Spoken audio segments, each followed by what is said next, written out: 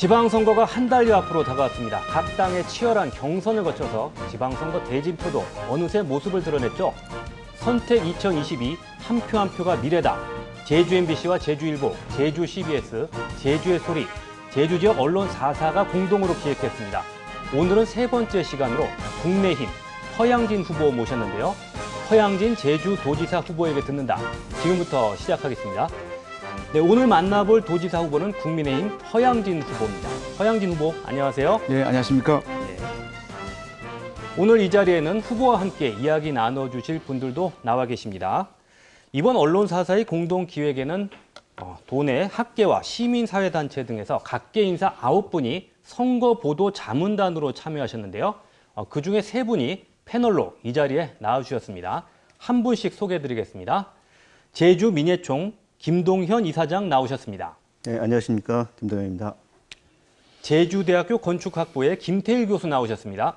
네, 김태일입니다. 반갑습니다. 제주대학교 의과대학의 박형근 교수 나오셨습니다. 네, 안녕하십니까. 박형근입니다. 네, 지금부터 후보에 대해 알아보는 시간 가져보겠습니다. 치열한 당내 경선을 거쳐서 이번 지방선거에 처음으로 출마하는 후보인데요. 저희가 허양진 후보에게 본인을 소개할 키워드를 미리 부탁드렸습니다.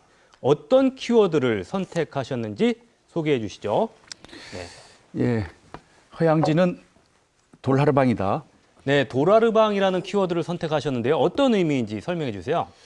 예, 아마도 제주 하면 가장 먼저 떠오르는 것 중에 하나가 돌하르방일 겁니다. 저는 이제 주변 사람들로부터 돌라방을 많이 닮았다 이런 말을 듣습니다.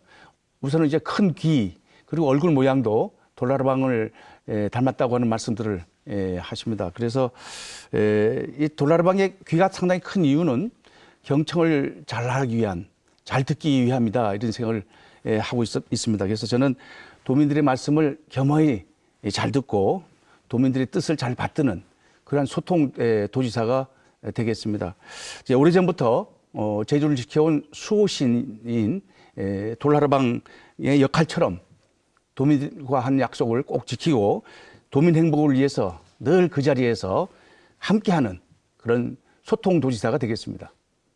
예, 후보가 선택한 키워드를 통해서 후보의 생각 들어봤습니다. 그러면 이제 본격적으로 제주 현안에 대한 이야기 나눠보겠습니다. 제주 현안에 대해서 허양진 후보의 생각을 알아보는 시간인데요. 패널들께서 제주 현안과 관련해서 분야별로 핵심적인 질문을 준비하셨습니다. 패널들이 질문을 하시면요, 답변하시고 재질문, 재답변하는 형식으로 진행하겠습니다. 네, 먼저 김동현 이사장의 질문 들어보겠습니다. 네. 질문 드리겠습니다. 후보자의 공약을 살펴보면요. 제2공항 조속 착공, 그리고 관광 거점 도시 조성, 일자리 확대, 그 개발과 성장에 좀 방점이 찍혀 있는 것 같습니다. 제주의 환경 수용 능력을 감안할 때 성장 위주 정책이 제주의 환경, 특히 인문 환경의 훼손이 불가피하다는 지적도 있는데요. 이에 대한 후보님의 견해는 어떠신지요? 저는 제주가 지속 가능한 개발이 필요하다고 봅니다. 그래서 반드시 지켜야 될 환경은 지키고 우리가 지금 제주도민들이 합의된 그리고 법적, 제도적으로 지금 추진되어 온 3개 단지 20개 주구 그리고 JDC가 추진했던 7대 선도 프로젝트 그리고 최근에 또 하고 있는 제2공항과 신항만 뭐 이런 개발 또는 이제 개별 허가를 받아서 추진돼 왔던 그 관광지구 뭐 이런 것들은 추진하고 그밖에 진짜 환경이 훼손되거나 지금 제주의 가치를 훼손하는 거는 반드시 지켜야 된다. 그런 측면에서 만약 제가 제주지사가 되면 지속 가능한 제주 발전 개발 이거에 대해서 정확한 가이드라인을 세우고 개발할 것은 개발하고 지켜야 될 것은 반드시 지키는 그러한 그 룰을 만들어 나가겠습니다. 네. 아까 3개 단지 20개 지구 그리고 7대 선도 프로젝트 말씀을 하셨는데 이 부분에 대해서는 전임 도정에서도 여러 가지 비판적인 의견도 만만치 않았고요. 이미 좀 시효가 좀 만료된 계획이 아니냐. 이에 대한 좀 전향적인 정책이 좀 필요하고 환경에 대한 정책이 필요하다는 지적도 있는 건 아시죠? 이에 대한 생각은 어떠신지요? 그 3개 단지 20개 지구 중에 이미 시효가 소멸됐거나 또는 그 개발을 해서는 도저히 이게 환경에 상당히 부담이 된다 하는 것들은 또 다시 충분한 검토를 거쳐서 뭐 해제하거나 또 환경 보존 쪽으로 방향을 바꾸는 것도 필요하다고 봅니다. 네, 알겠습니다. 예, 뭐 추가적인 질문 있으신가요? 추가로 조금 전에 이제 후보님께서 아까 말씀하신 대규모 관광단지 그다음에 JDC가 추진하고 있는 뭐 대형 프로젝트에 대한 뭐 필요성도 말씀하시긴 하셨는데요. 그거보다 지금 논란이 되고 있는 또 대규모 프로젝트 중에 하나가 아무래도 제2공항인 것 예, 같습니다. 그런데 이제 제2공항은 후보님께서 추진하시겠다고 하는 측면에서 오히려 반대측은 당연히 반대하겠지만 추진하는 찬성 쪽에서도 그것에 대한 환영의 목소리가 나와야 되는데 일부 언론의 보도에 의하면 오히려 또 그 후보님에 대한 그에 대한 반대 의견도 내시는 걸 보면 상당히 좀 오한스러운 게 있는데 그건 어떻게 더 처리하실 분인지 그거는 궁금합니다. 반대, 저에 대한 반대라기, 제2공항에 대한 반대라기보다는 네. 그 우리 제가 경쟁했던 후보인 다른 후보의 이의 신청에 대해서 그쪽의 의견을 들어주고 이제 저에 대해서 이제 다소 비판적인 그 말씀을 하신 것이지 제2공항과는 관련이 없는 그런 내용입니다. 아니 왜냐하면 뭐 그렇다 하더라도 그분들은 같이 보든과 함께 가야 되는 예, 그런 예. 과정에서 후보님께서 이제 만약에 도지사가 되시면 제2공항에 찬성이든 반대든 모든 그 이해관계자를 끌고 가시겠다라고 말씀을 하셨기 때문에 그런 부분에서 참 쉽지가 않을 것 같다는데 아니, 뭐 그 부분은 어떻게 그렇게 돼서 좀 어렵지는 해안을 않습니다. 갖고 계신지. 왜냐하면 우리 그 후보의 이 제기가 중앙당에서 이제 최종 결론이 나서 매듭이 지어지면 그에 따라서 우리가 원팀이 될 수 있다고 지금 보고 있고요. 그럴 때 이제 그분들도 같이 동참할 것으로 보고 있습니다. 네, 알겠습니다. 그러면 제가 좀 이어서 좀 추가로 질문을 드리고 싶습니다. 이제 제시하셨던 공약 사항 중에 그 공약을 대표하는 슬로건이 그 사람과 자연이 공존하는 지속 가능한 청정 제주라고 제시를 하셨는데요.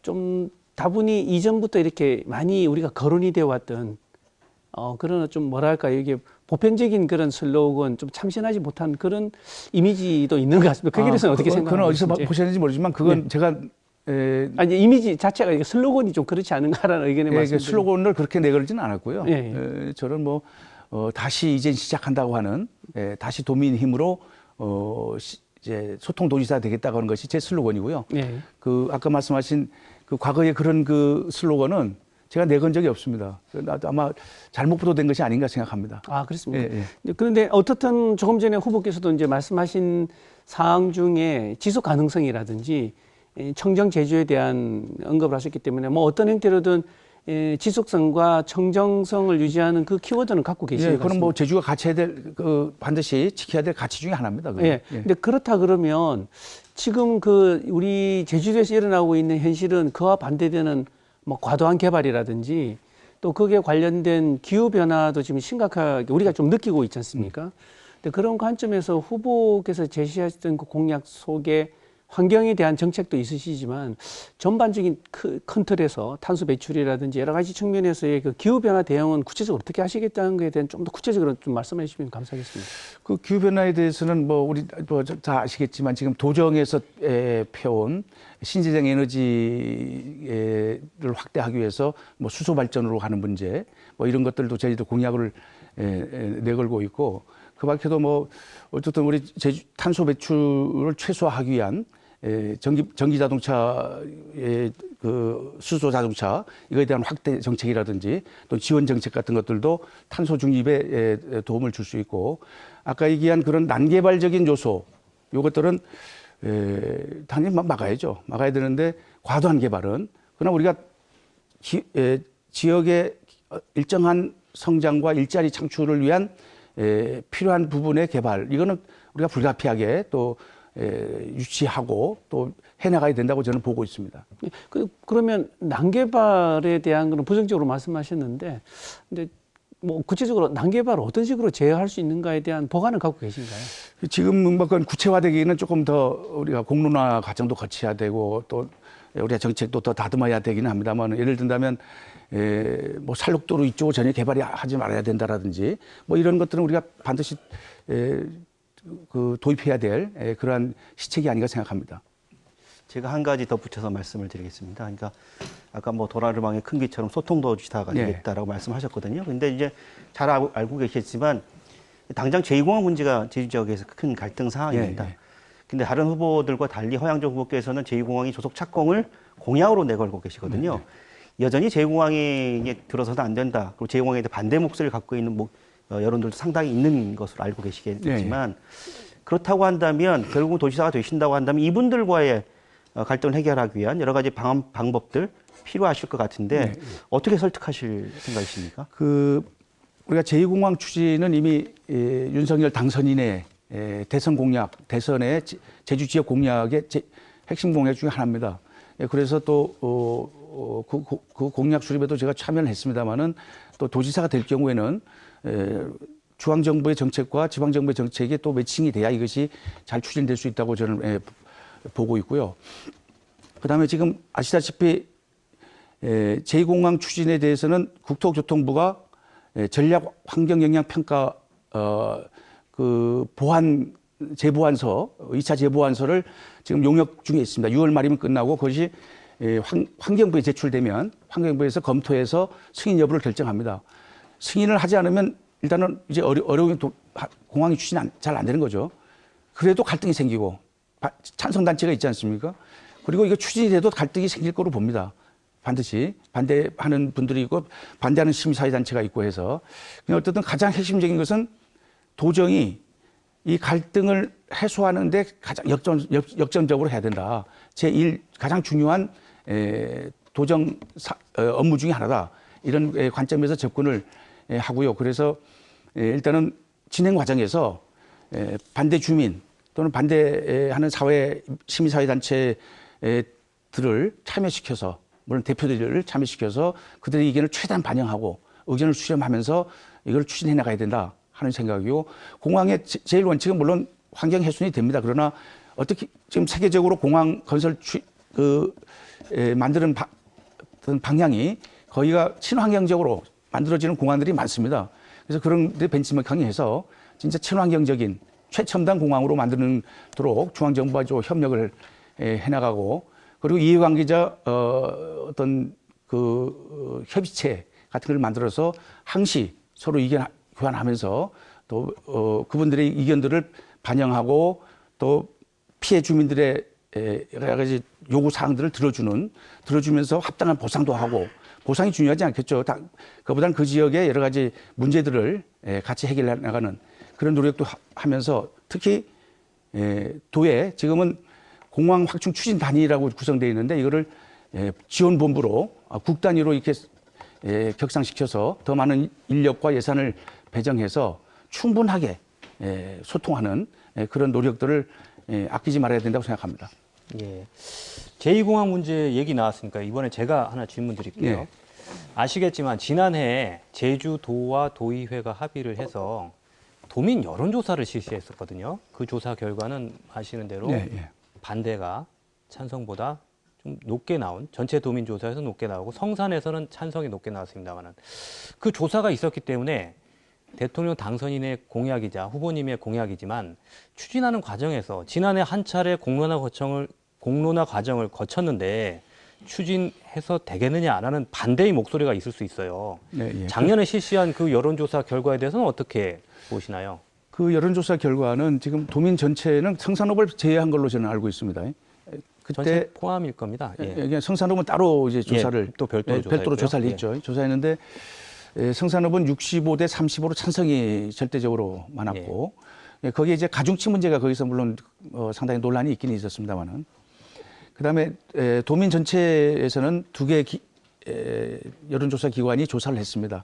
하나는 오차 범위 내에서 반대가 많았고 하나는 오차 범위를 벗어나서 반대가 많았습니다. 그래서 그렇기 때문에 이제 논란이 더 된 거고 성산읍 주민들도 반대가 많았으면 이게 뭐 논란이 거의 안 됐을 겁니다. 그런데 현지의 지역 주민들 찬성이 워낙 컸기 때문에 아마 도에서는 고심을 하고 이거를 추진하는 것으로 해서 결정한 거고 중앙정부에서 지금 국토교통부에서 지금 진행을 하고 있는 거죠. 지금 실제로 그런 사업이기 때문에 또 우리가 윤석열 당선인의 공약이고 그런 측면에서 이거는 추진돼야 된다는 것이 제 입장이고 만약에 정부에서 결정에 따라서 그때 가서는 또 새롭게 논의가 좀 이루어질 수는 있겠죠. 그런데 도민들의 의견을 최대한 우리가 받아들이고 거기에 반영하고 하는 것은 가장 중요하다 하는 것이 저희 관점입니다. 그럼 지난해 도민 여론조사 결과는 제2공항 추진하는데 어떤 걸림돌이 되지 않는다. 이런 당연히 입장이군요. 걸림돌이 될 수 있죠. 왜냐하면 도민들 입장에서 이제 반대가 많았는데 왜 추진하느냐 하는 것도 있을 수 있고, 그래서 이 문제에 대해서는 조금 더 좀 고민을 더 하고, 만약 도지사가 된다면 도민들하고 또 다른 의견 수렴 과정을 한 번 더 거칠 수 있는지, 또는 중앙정부와 협의해서 어떻게 하는 것이 가장 바람직한지에 대해서는 많은 고민을 해야 될 사항이라고 봅니다. 예, 한 번 더 예. 여론 수렴도 거칠 수 있다는 예. 말씀하셨고요. 예, 다음은요. 박형근 교수께서 질문해 주시겠습니다. 박형근 교수님. 예. 네, 최근 들어서 서울과 지방의 양극화 문제에 대한 걱정과 우려의 목소리가 커지고 있습니다. 심지어는 이제 지방 소멸이라는 이야기까지 나오고 있는데요.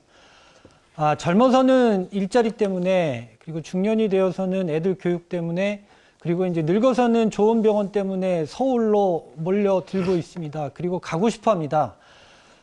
이제 곧 집권 여당이 될 국민의힘 제주도지사 후보로 선정이 되셨는데요. 평소에 제주도 의료 현안, 그리고 의료 수준에 대해서 어떻게 평가하시는지, 그리고 도민들이 만족할 만한 수준이라고 생각하시는지에 대해서 먼저 여쭤보고 싶습니다. 저는 제주대학교 총장을 하면서 제주대학교 병원의 이사장을 했고, 병원 그 시설과 수준, 또 의료진의 수준, 지원 시스템에 대해서 잘 알고 있습니다. 이해하고 있고. 그래서 저는 제주도의 의료 수준이 물론 수도권보다는 떨어지지만은, 그러나 전국적인 수준에 봐서 떨어지지 않는, 뭐 수도권에 육박하는 그러한 수준을 가지고 있다. 저는 그렇게 평가를 하고 있습니다. 네. 이제 제주도의 의료와 건강 수준과 도민들의 건강 수준과 관련해서 지금 서울에 비해서 크게 이제 차이가 나지 않는다라는 말씀을 주시긴 했는데요. 근데 여전히 이제 불만이고 부족한 점을 느끼시는 분들이 좀 있는데, 그런 부분들을 좀 보완해 나가려면 제주도청의 이 정책 기획 능력이 조금 더 향상될 필요가 있다라는 이제 주장과 목소리가 있습니다. 왜 그러냐면 보건의료 공무원분들이 다른 일반 행정 분야와는 다르게 어떤 정책 기획이나 제도 관리라는 측면보다는 직접 서비스 제공, 아니면은 이제 건강 관련 사업들을 하는데 인력들이 많이 이제 힘을 쏟고 있거든요. 그러다 보니까 이제 제주도의 보건의료 정책과 제주도민의 건강 증진을 위해서 일할 수 있는 인력과 조직이 많이 열악합니다. 이제 구체적으로 말씀드리면 16개 시도 중에서 도청의 보건 관련 부서가 1개과에 불과한 데가 제주도밖에 없거든요. 그러면 이제 이런 부분들을 좀 개선하기 위해서는 도지사가 되실 분들이 제주도민의 건강을 좀 생각해서는 좀 더 적극적인 배려가 좀 필요하다고 생각하는데, 그 부분에 대한 좀 의견을 좀 여쭤보겠습니다. 뭐 저도 우리 박 교수님의 의견에 상당히 공감을 하고요. 제가 만약 도지사가 되면 그 내용에 대해서는 면밀히 살펴서 보강을 해야 되겠다 하는 생각을 하고 있습니다. 특히 또 우리 병원만의 노력, 또 의료진들의 노력만으로는 안 되는 것들을 보완해주는 그것은 이제 행정의 몫이라고 생각을 하고, 또 예를 들면 중앙 정부에서 하는 여러 가지 사업들을 우리가 유치할 때도 지방 정부가 적극적으로 투자해주고 협력을 해줘야만 그 사업들을 가져올 수 있지 않습니까? 그런 것도 특별히 좀 노력을 해야 될 필요가 있다는 생각이 들고, 특히 우리 지방의 뭐 공통적일 수도 있습니다만은 병원의 이제 그 서비스 문제, 또 어떤 시스템의 이제 편리성 문제, 이런 것들을 또 병원들도 같이 노력하지만 또 행정에서도 지원해서 그런 것들을 좀 개선하고 이런 노력이 필요하지 않나 하는 생각을 합니다. 네. 더불어서 이제 제주 의료의 개선이 우리 이제 총장님 재직하실 때 제주대학교 병원 발전에서 많이 노력하셨다는 말씀을 좀 해주셨는데요. 제주대학교 병원이 이제 새롭게 번듯하게 들어서고, 그리고 이제 서귀포 의료원도 뭐 개축이 이루어졌고, 도내 민간 병원들도 증축이나 리모델링, 신축들이 많이 이루어지면서 제주도 병원 인프라가 많이 좋아진 거는 사실입니다. 그런데 그럼에도 불구하고 지금 서울과 제주도의 의료 격차 부분에 대해서는 도민들이 체감하시기에는 많이 부족하다라고 느끼시는 부분들이 있거든요. 근데 이제 그런 부분들이 보완이 되려면 도의 100% 도비에 의한 예산 집행이 좀 필요하다고 봅니다. 왜냐하면 보건복지부가 제주도민들만을 위해서 의료 정책을 피지는 않거든요. 이제 그런 부분이 좀 한데, 사실은 지금까지 보면은 도비 100% 사업이 많이 좀 부족했던 부분이 있습니다. 그래서 예산이 좀 더 늘어날 필요가 있고, 그동안은 전국 시도 평균에도 못 미치는 수준이었거든요. 그래서 그런 부분에 대한 좀 보완이 필요하다고 보는데 어떻게 생각하시는지 좀 여쭤보고 그건 뭐 싶은데. 제가 정확하게 그 도에서 지원하는 그걸 비교 분석한 자료를 제가 갖고 있지는 않습니다만은 그런 하여튼 뭐 제주도 입장에서 제주도가 그 국제자유수 중에서도 의료 관광도 주장하면서 그런 의료 또 관광객들이 많이 오지 않습니까? 네네. 와서 갑자기 또 이제 무슨 사고가 발생하거나 어떤 자기의 어떤 고질적인 병이 또 발생하거나 뭐 이런 것들이 했을 때 긴급하게 해야 되는 처리해야 되는 경우도 있고 이런 것들을 볼 때 전국 수준보다 낮다, 평균 수준보다 낮다고 하는 것은 사실 문제가 있는 거거든요. 그래서 평균 수준 이상으로 올리는 문제에 대해서 살펴보고 그는 제가 도지사 될 경우 그런 보완을 해 나가겠습니다. 네, 예. 알겠습니다. 한 가지 제가 또 질문 드릴게요. 네. 저 후보님께서는 4.3 특별법 개정과 관련해서 현재 그 유족 보상금을 9천만 원 수준에서 그 대법원의 과거사 판례와 마찬가지로 1억 3천만 원 수준으로 확대하겠다고 공약하셨잖아요. 예, 예. 뭐 제주 도민들로서는 여기에 반대하시는 분은 없을 것 같아요. 예, 예. 그런데 작년에 특별법이 개정돼서 불과 얼마 전에 보상금을 지금 정한 상태인데 올해 하반기부터는 보상금이 지급이 된단 말이죠. 예. 근데 올해부터 이제 보상금이 지급이 되는데 바로 이걸 바꿀 수 있겠는지 지금 어떤 구체적인 어떤 계획을 갖고 계신지 좀 말씀해 주시죠. 물론 이제 이거는 지금 법령에 의해서 추진하고 있는 절차에 따라서 추진하고 있는 예. 또 용역이 이루어져서 추진하고 있지 않습니까? 아마 지금 용역 수행 중인 줄 아는데 이건 그대로 수행하면서 나중에 이것이 보완이 되면 법이 개정되고 그 금액이 증액되면 뭐 내년이든 내후년이든 또 추가로 지급하면 되는 거니까 그건 뭐 큰 문제가 없고요. 단지 법령 개정과 증액이 정부와 합의가 돼야 되는 거고 근데 그것이 가능하다고 하는 것은 대통령 공약입니다. 이것이 또 예. 대통령 당선인의 공약이고 저희 공약이기도 하고 또 이건 이 금액에 대해 금액 뭐 구체적인 금액은 아닙니다만은 증액 보상한다고 하는 거는 제가 직접 또 대통령 당선인에게 말씀드렸고 또 대통령 당선인께서 이걸 확실히 알고 있는 그런 내용입니다. 그러니까 큰 걱정 안 해도 되는데 중앙정부를 이제 어떻게 설득하느냐 또 기재부라든지 행안부에 설득을 하는 논리가 절대적으로 필요하다고 봅니다. 그냥 그거는 일단 대법원 판례가 있고 또 지금 시급하다고 해서 예산이 적다고 해서 너무 급하게 지금 대선이 있었고 지방선거가 있기 때문에 선거 전략으로 이걸 빨리 진행한 감이 없잖아 있다. 그런 측면에서 앞으로 이거를 더 증액하는데 더 힘을 모아나가면 가능하다. 그럼 잠깐 금액 말씀하셨는데 보시면 예. 9천만 원과 1억 3,200인데 대략 3분의 1 정도만 더 증액하면 되는 거거든요. 예. 그러니까 몇 배 증액하는 것이 아니고 현재 지출하려고 하는 금액의 그의 2분의 1을 더하는 거거든요. 전체 금액의 3분의 1을 더해 주는 거기 때문에 정부 설득만 잘 되면 예. 또 우리 또 당선인의 의지가 반영이 되면 큰 문제가 없다고 저는 봅니다. 예. 뭐 당장 올해부터는 아니더라도 예, 내년 뭐 이후에라도 얼마든지 법제도하고 가능하다는. 설득하고 예산과 통과돼야 되는 거기 때문에 조금 시간이 걸릴 겁니다. 알겠습니다. 네, 이번에는요, 토론의 분위기를 잠깐 식히는 취지에서 허양진 후보에게 간단한 질문 3가지 드릴게요. 질문에 대한 답은 OX로만 답하실 수 있습니다. 질문을 듣고 바로 OX판을 들어주시면 되고요. 네, 첫 번째 질문입니다. 나는 정치에 뛰어든 것을 후회한 적이 있다. 나는 정치에 뛰어든 것을 후회한 적이 있다.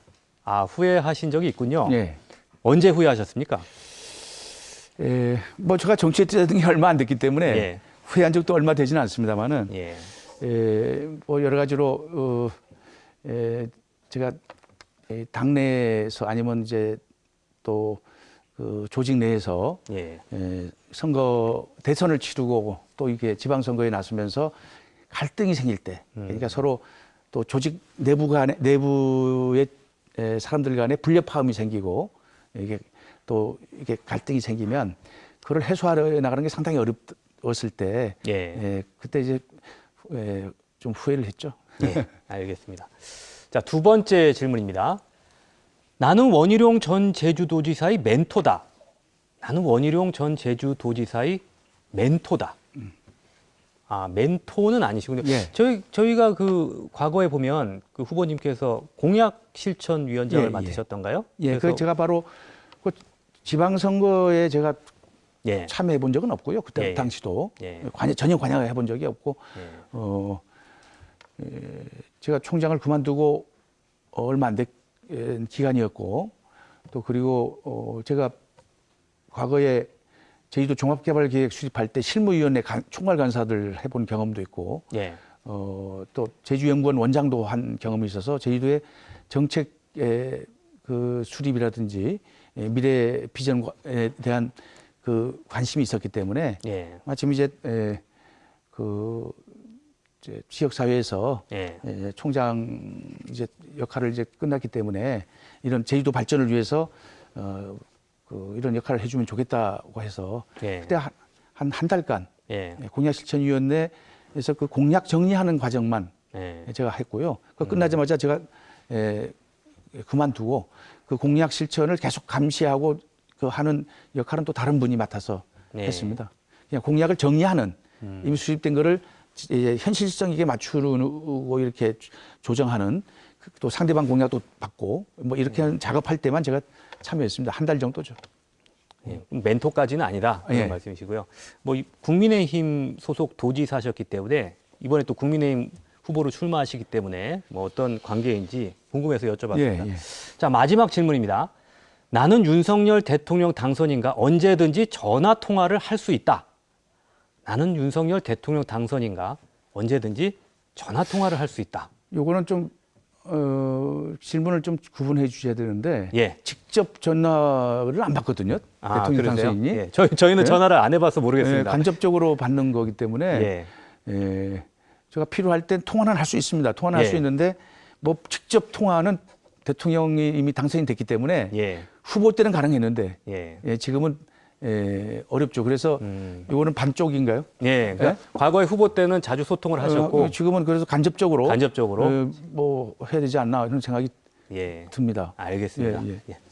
자, 이제 다시 진지한 이야기로 돌아가겠습니다. 제주 현황과 관련된 질문 다시 시작해 보겠습니다. 네, 첫 번째 질문 다시 김동현 이사장께서 하시겠습니다. 네, 다시 뭐 환경 관련 질문을 드릴 수밖에 없는데요. 지속 가능한 청정 제주를 공약으로 내셔보셨는데 제가 세부 공약을 보니까 가정의 캔플라스틱 압축기를 보급한다거나 양돈 단지 집적화나 하수처리 인프라 확충 이런 공약이던데 기존의 그 정책과 차별화가 보이지 않는다. 제주 지역의 환경 문제가 굉장히 심각한 문제인데 이 환경 문제에 대한 정책적 고민이 좀 부족한 것 아니냐라는 지적도 있을 수 있거든요. 예, 지금 뭐 공약집이 완성된 건 아니고요. 네. 지금 계속 지속적으로 공약을 검토하면서 추가되고 있기 때문에 그건 뭐 좀 기다려 보시면 더 추가 뭐 하도록 하겠습니다. 그런데 아까 말씀하신 그런 공약들은 기본적으로 제주가 꼭 필요한 것들 아니겠습니까? 예, 또 그걸 제외시켜서 공약을 할 수도 없는 상황이고요. 그래서 제주에 맞는 또 추가적으로 더 필요한 부분, 환경을 지키기 위해서는 이제 앞으로도 계속적으로 검토하고 또 발표하고 하겠습니다. 네, 아까 공약을 계속해서 검토하시겠다고 예, 말씀하셨는데 제가 왜 이런 말씀드리냐면 이번에 경선에서 정치 신인으로 가산점을 받으셔서 경선에서 승리하셨잖아요. 지금 행정 경험도 없으시고 그리고 의회 경험도 없으십니다. 제주도라고 한 복잡한 도정을 운영하기에는 이런 부분에 대해서는 뭐 능력이랄지 검증이 좀 덜 된 거 아니냐, 그리고 정책적인 고민이 좀 부족한 거 아니냐라는 비판적인 시각도 있을 수 있거든요. 이에 대해서는 어떻게 생각하십니까? 아니 그런 뭐 좀 진행 중이고 지금 마무리가 거의 돼서 그때 가서 그런 말씀을 하시면은 이해가 되지만 지금 제가 아까도 말씀드렸습니다마는 정책적으로 제주연구원장도 했고 네. 최초로 제주대학교가 맡아서 제주도 종합개발계획 수립을 한 게 1992년, 93년도에 했습니다. 네네. 그때 제가 실무위원회 용역단에 실무위원회 총괄간사를 하면서 최초로 제주도 지역, 과거에는 다 육지부에 있는 용역업체 용이 줬는데 그때 최초로 제주대학교에서 중심으로 한 전문가들, 뭐 제주대학만이 아니고 다른 대학 교수님도 있었고 뭐 또 서울에 있는 전문가도 모시고 해서 제주도 종합개발계획을 수립을 한 적이 있습니다. 그때 내가 총괄간사하면서 어레인지를 조정 역할을 다 기획 조정을 했고 또 연구원장도 했고 그리고 이제 대학에 있으면서도 이제 학생들의 취업 문제라든지 진로 문제 또 뭐 교육 행정 문제 이것도 또 하는 경험이 있고 그런 과정에서의 경륜 뭐 이런 것들이 잘 봐준 그런 결과가 아닌가 그런 생각을 하고 뭐 부족하다고 하는 생각은 하지 않습니다. 네, 알겠습니다. 예. 예, 질문 다 하셨나요? 네. 예, 다음은 김태일 교수의 질문 들어보겠습니다. 예. 예, 뭐 후보님께서 말씀하신 그 말 중에 조금 전에 그 국제자유도시 종합개발계획을 말씀하셨는데요. 근데 이제 우리 언론사사의 어젠다 안에도 작년에 수립됐죠. 우여곡절 그때 이제 통과를 됐던 종합개발계획의 그 좀 보완 내용, 보완을 해야 된다라는 뭐 그런 아젠다도 선정이 됐습니다. 네. 근데 그거의 내용들이 이제 나오게 된 이유가 아무래도 개발 위주. 이제 후보님께서 그 개발은 난개발이랄까요? 개발, 과도한 개발은 지양해야 된다고 말씀하신 거하고는 좀 상충되는 내용도 있겠다고 생각이 드는데요. 또 반면에 이전부터 추진됐던 뭐 오라 관광 개발이라든지 뉴오션 개발이라든지 뭐 후보님 알고 계신지 모르겠습니다. 이런 좀 과도한 개발은 아직 진행은 되고 있고 그런 관점에서 이제 관광 전문가로서 좀 그런 부분은 어떻게 좀 바라보시는지 또 이제 자본 중심에서 아무래도 지역 중심 또 개발자 중심에서 이제 사람 중심으로 바뀌어야 된다는 공감은 갖고 있지만 실천은 잘 안 되고 있는 것 같습니다. 그래서 그런 관점에서 이제 좀 관광지 개발을 이제 도시에 좀 눈을 돌려서 경쟁력이 있는 도시, 좀 살고 싶은 도시로 하면서 관광지로 가는 구상이랄까 복원을 갖고 이제 질문이 좀 많아졌습니다만 한 세 가지에 대해서 좀 간단하게 말씀해 주시면 도움이 될 것 지금 같습니다. 세 가지가 나 다 지금 메모를 좀 못해서 예, 제가 말씀드리겠습니다. 예, 예. 일단 이제 국제자유도시 종합개발계획 수정 보완에 계획은, 대한 부분. 만약 개발 위주로 돼 있고 그런 평가가 지금 되고 있기 때문에 네. 당연히 보완이 돼야 된다고 생각을 하고 환경 부분에 뭐 너무 미진하고 개발 중심의 그런 계획이라면 반드시 환경 부분에서 보완할 수 있는 방안을 마련해야 된다고 생각을 합니다. 그리고 이제 대규모 개발과 우리 지역 주도 개발 이거는 같이 균형을 맞춰야 된다고 봅니다.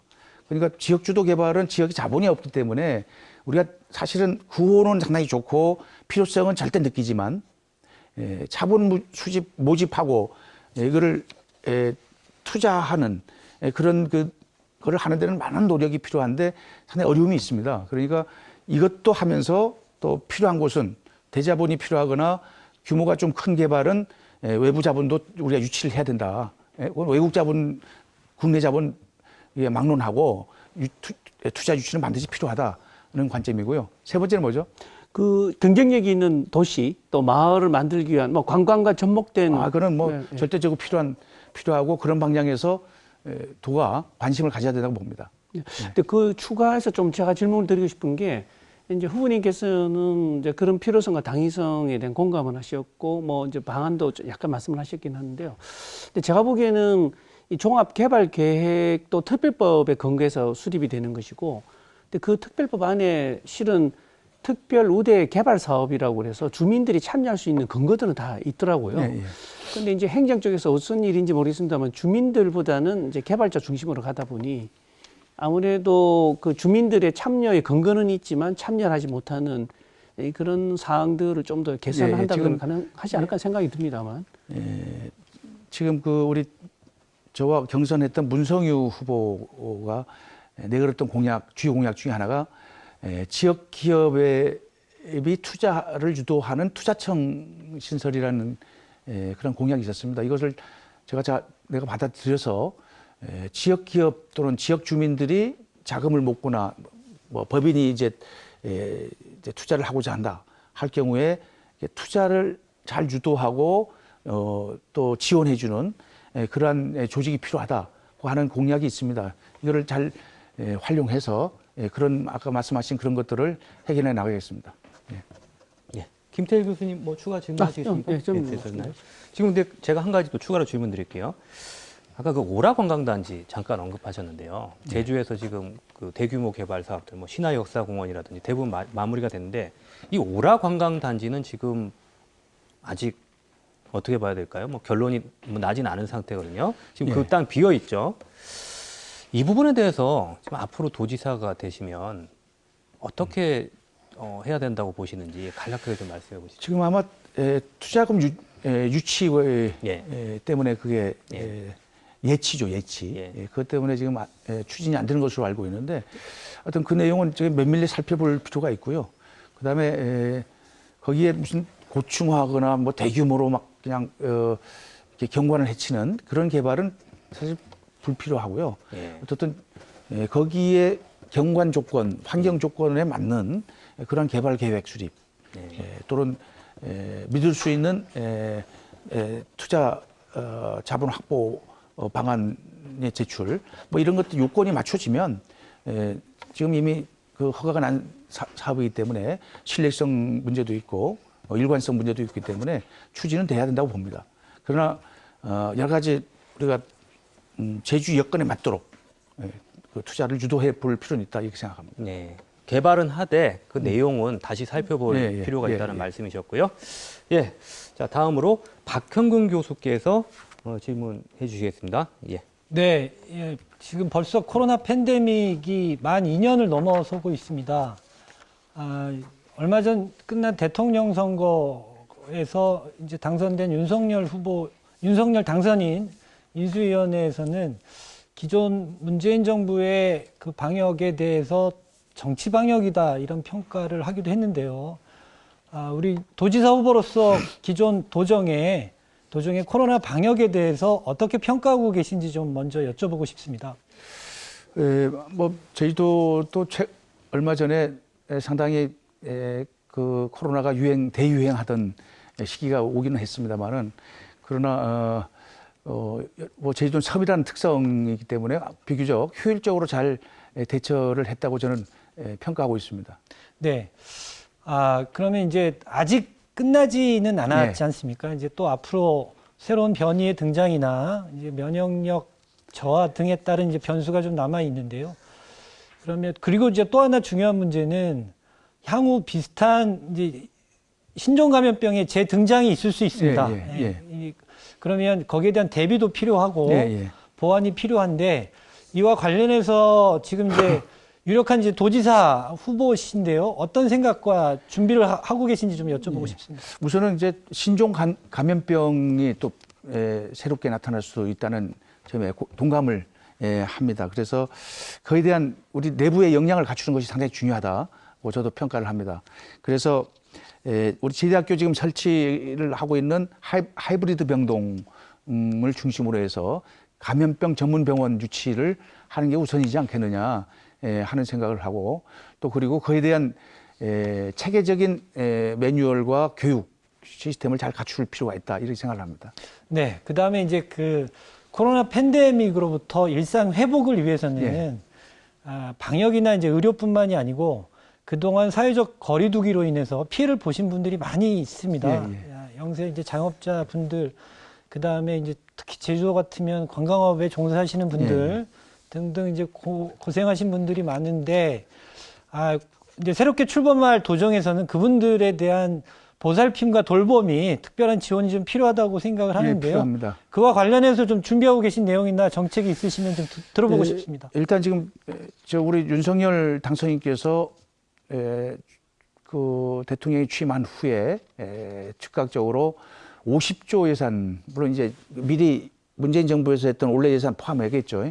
50조 예산을 확보해서 그 손실 보상, 소상공인과 자영업자에 대한 피해 보상, 또 지원 이것들을 지금 하고자 하는 생각을 가지고 있지 않습니까? 이미 발표를 했고 최근에 또 현재 정부에서 소상공인 1인당 한 600만 원 정도를 지원한다고 하는 발표도 있었지만은 이제 인수위원회에서 그걸 좀 다시 분석해서 제대로 지원할 수 있도록 하겠다고 하는 정책을 냈습니다. 그래서 제주도 입장에서는 우선은 불완전한 손실보상으로 인해서 누락되는 분들 있지 않습니까? 누락자 발생. 이런 분들을 찾아내야 돼요. 여행업이라든지 또는 뭐 여러 가지 뭐 문화 분야도 있을 수 있고 하여튼 소상공인과 자영업자 중에서 이제 그분들을 위한 부가적인 제주형 대책을 마련할 필요가 있다 이런 생각을 가지고 있고 하여튼 예산을 확보해서 재정 지원 그러니까 어떤 지금 많은 적자를 보고 있는 분들에 대해서는 어떤 이자 보상을 해주는 재정 지원 또 그리고 경영 지원 컨설팅 한다든지 경영 지원 이런 노력도 병행돼야 된다고 생각을 합니다. 예, 그다음에 제가 질문 하나 좀 더 드려보겠습니다. 지금 뭐 제주도뿐만이 아니고 전국적으로 굉장히 빠른 이제 고령화, 초고령 사회 진입이 네. 이제 눈앞에 닥쳐 있습니다. 이제 나이가 들게 되면, 나이가 먹게 되면, 혼자서 독립적인 생활이 어려워지게 되고, 그렇게 되면 이제 시설을 찾아가야 되는 경우들이 많은데, 근데 최대한 자기 집에서, 자기가 살던 동네에서, 지역사회에서 최대한 독립적인 생활을 유지하는 게 개인에게도 그렇고, 사회적 측면에서도 바람직하다고 생각을 합니다. 그런 측면에서, 전 이제 원희룡 지사가 계실 때 제주도가 그 통합돌봄 사업에 적극적으로 지원 응모를 해서 제주시는 장애인 통합돌봄 시범 사업을 하고 있었고, 그 다음에 이제 서귀포시는 노인 통합돌봄 시범 사업을 하고 있었거든요. 네. 그런데 이제 새롭게 들어설 정부에서 아직 국정과제가 최종 발표는 되지는 않았습니다. 공약집에 보면 통합돌봄 관련 내용이 명시가 되질 않았더라고요. 그래서 이게 지금 정부 지원이 끊길 수 있는 새롭게 이제 도지사가 되셨을 때 정부 지원이 끊길 가능성이 지금 굉장히 높아 보이는데 네. 제주도비의 적극적인 지원을 통해서라도 초고령 사회에 대비를 하기 위한 이 통합돌봄 시범 사업을 통해서 새로운 이제 방법과 노하우를 찾아내고 그리고 개선점들을 공유하는 이런 활동들이 적극적으로 벌여져야 되는 상황인데 여기에 대한 지금 지사님의 의견과 의지를 좀 한번 들어보고 싶습니다. 예, 그건 뭐 당연히 만약 중앙정부에서 끊기지 않는 게 제일 중요하고요. 또 그런 역할은 또 국회의원들이 적극적으로 나서서 해줘야 된다고 봅니다. 만약에 이게 새 정부에서 통합 지원 사업 또는 통합 돌봄 센터 사업 같은 것들이 없어졌다 하면 그거는 우리가 이거 효과가 다 평가 나올 거 아니겠습니까? 그거에 따라서 제주도 예산으로 이건 저희 이제 같이 해나가야 된다 이렇게 생각을 합니다. 네, 알겠습니다. 예. 보충 질문 하실 분 계신가요? 제가 하나만 드려도 될까요? 그 제주가 제주다운 이유는 다른 지역과 다른 인문 문화 환경을 가지고 있기 때문이라고 생각합니다.